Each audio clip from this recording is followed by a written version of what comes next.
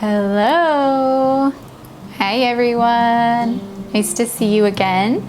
Today we're going to be talking about exclusive pumping. I want all those exclusive pumpers out there to know that lactation consultants can help support you, and exclusive pumping is really hard work.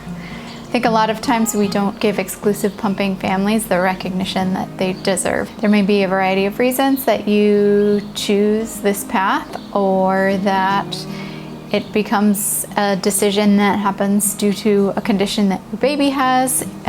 Exclusive pumping might be a temporary condition in your family.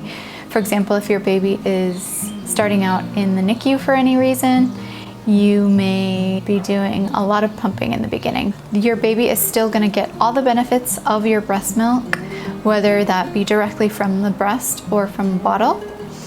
There are some other benefits to baby feeding directly from the breast, but do what works for your family and know that your baby is still going to get all those great benefits of drinking your milk, especially made for your baby. We're going to share lots of tips and tricks on troubleshooting for exclusive pumping families, how to increase your milk supply, and how to make the most of your time while using that pump to get the most milk that you can. My name is Kassi Reyes. I am a registered nurse and an international board certified lactation consultant. I'm also a co-founder of People's Lactation, and our goal on this channel is to encourage you on your breastfeeding journey and also to bring you most up-to-date and evidence-based information, make it as readily available to as many people as possible. If you're new here, welcome, and if you like the information you see on this video, remember to give the video a like and subscribe down below so that you are notified every Tuesday when we post a new video. Whether you're an experienced family or this is your first baby, we know that the first 1 to 5 days can be extremely challenging with breastfeeding or chest feeding.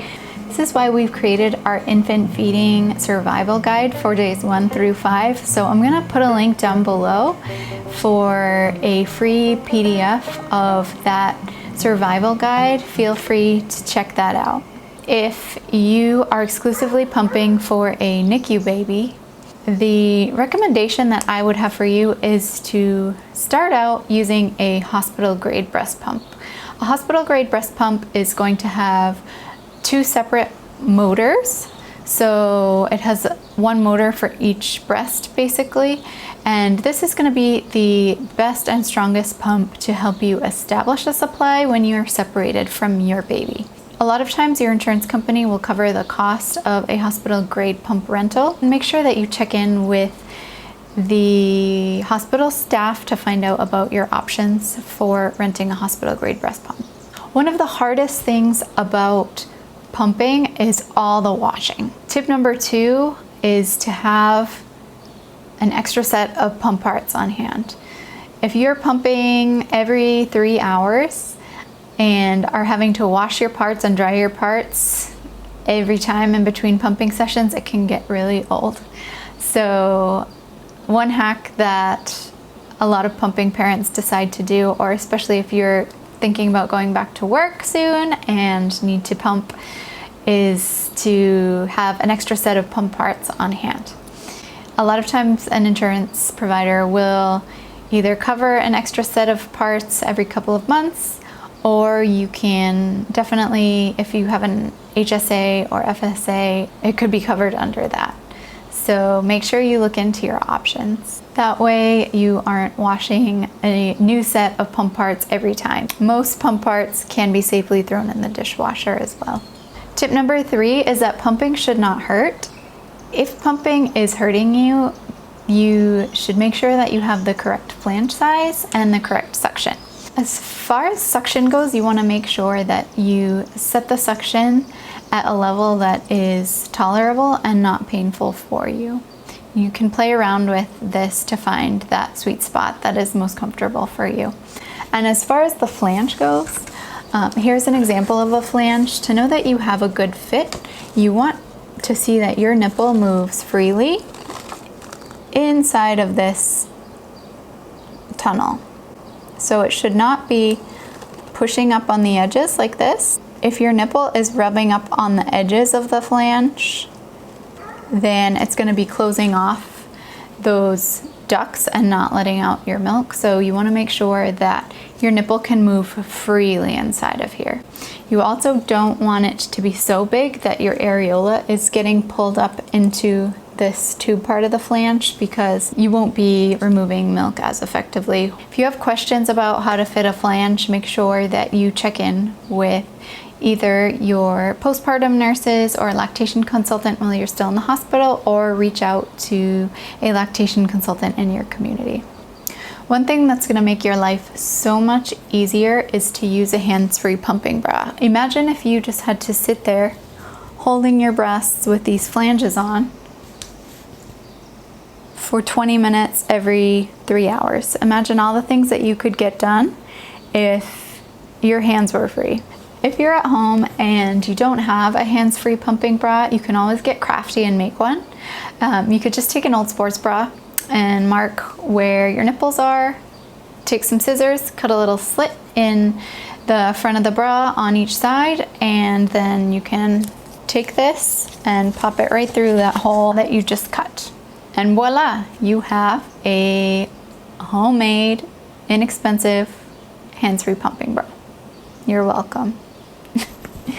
Once you have created or put on your hands-free pumping bra, another technique for getting more milk and being the most efficient during your pumping sessions is to do hands-on pumping. Your flanges are held on by your bra, you have 2 free hands, and you can do hands-on massage. You can do little circles around if you feel any really full or firm lobes or lobules, and you can do compressions and help push the milk towards the flange. As far as supplements go for increasing your milk supply during exclusive pumping, no supplement, herb, tea, lactation cookie is ever going to replace the importance of regular and consistent emptying of the breast. Every time your breast is empty, it's sending signals to your brain to increase production. So if your breasts go more than 3 hours with being full, there's a feedback mechanism to the brain that tells your brain to slow down production. Frequent and effective emptying is the key to keeping your supply and establishing a supply in the beginning. Frequent emptying should be happening about 8 to 12 times a day, and that would look like about every 3 hours doing 15 to 30 minutes of pumping. I know it sounds like a lot. It really is a lot. It's a lot of work. That's why we bow our hats to you for being able to stick with pumping for as long as you do. Since this is such a labor-intensive process, find little ways to reward yourself. If your goal is to get in 8 pumping sessions a day and you're at 5 or 6, try to find a little way to reward yourself. Maybe if you meet your goal of 8 pumping sessions for 3 days in a row, you get to buy yourself that new pair of shoes you've been looking at, or maybe each time you sit down to do a pumping session, you reward yourself with a little treat. If you have a breast pump that has a battery in it, even if it's not a portable breast pump like the ones that go right inside your bra, like the LV or the Willow, one hack that you can do is to put your breast pump in a backpack and use a hands-free pumping bra and just walk around your house while you are running around chasing after other children. This is a great way to stay portable while you're spending all that precious time with your pump. Another thing that you can do to really help your output while you're pumping is to try to relax. I know it sounds easier said than done, but the milk ejection reflex, or the letdown of milk, is much easier to achieve, and milk just flows easier when you are feeling relaxed. So try to put yourself into a quiet room for pumping. You can listen to some relaxing music, maybe smell your baby's blanket or look at pictures of your baby if you aren't together, or have your baby beside you. Just hearing the noises and smelling your baby's smell can trigger in your brain a milk ejection reflex. Do you have any other pumping hacks that you've heard of that you'd like to share with our community? Feel free to comment down below. Another thing that can be super helpful in pumping more is to not watch what you're pumping.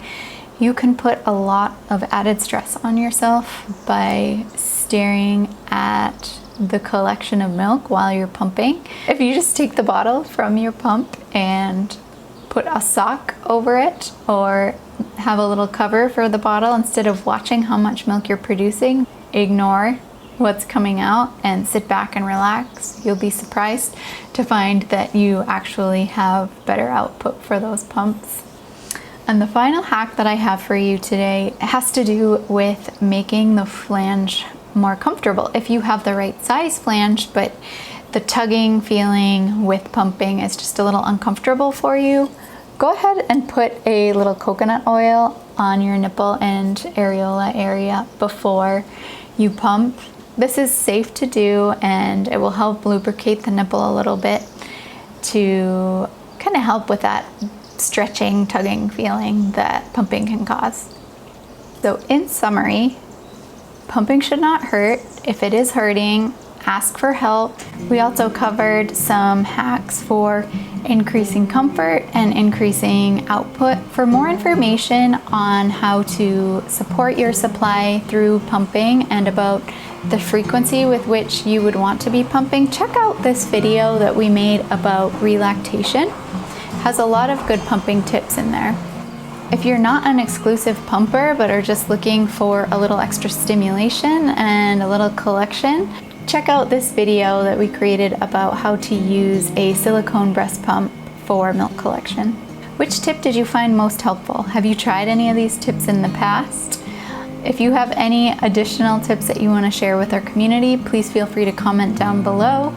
Remember that we post a new video here every Tuesday, so if you're new here and like the content, please give us a like, subscribe down below, hit the bell so you're notified each week when we post new content. And as always, please share these videos with any other families that you think could benefit from this information.